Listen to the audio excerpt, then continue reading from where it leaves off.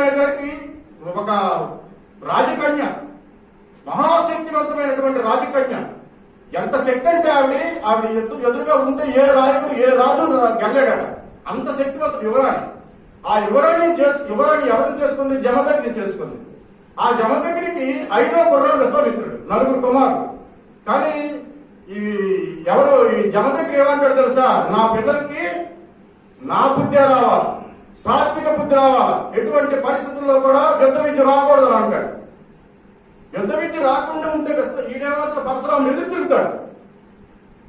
నాన్న, ఈ సృష్టిని సమతా స్థితిలో ఉంచాలి అంటే మంచి బుద్ధి ఎంత అవసరమో ఎదురు తిరిగిన వాడికి సంహరించడం కూడా అంతే అవసరం అని అంటాడు. తిరిగి సమాధానం ఇస్తాడు. దానికి తల్లి సపోర్ట్ చేస్తుంది. తల్లి శరీరంలో ఉండేది కూడా క్షత్రియ రక్తం, ఆ రాణి శరీరంలో ఉంది క్షత్రియ రక్తం. ఆ రక్తంతో పుట్టి ఎదిరించాడు. తండ్రి మాట 4 విన్నారు కానీ ఆయన వెళ్ళే, నేను ఇంట్లో చనిపోతాను తప్పించి నేను ఈ క్షత్రియ ధర్మం వదలను అన్నట్టు.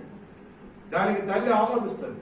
అందుకే కదా తర్వాత ఆ కాశ్యవేలాయుడు వచ్చి, మీకు అవి తెలుసు కదా, కామధేను తీసుకెళ్ళిపోవడము, తర్వాత బంధించడము, వాళ్ళు చంపేయడము. అతను వచ్చి తర్వాత పరశురాముడు వెళ్ళి 1000 మంది దగ్గర 1000 దాటి రాజ్యాలన్నీ పోగు తీసేస్తాడు. అవన్నీ తర్వాత కదా వదిలేయండి.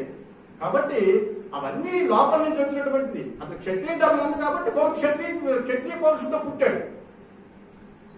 అవన్నీ కారణాలు మీకు ఉండొచ్చు.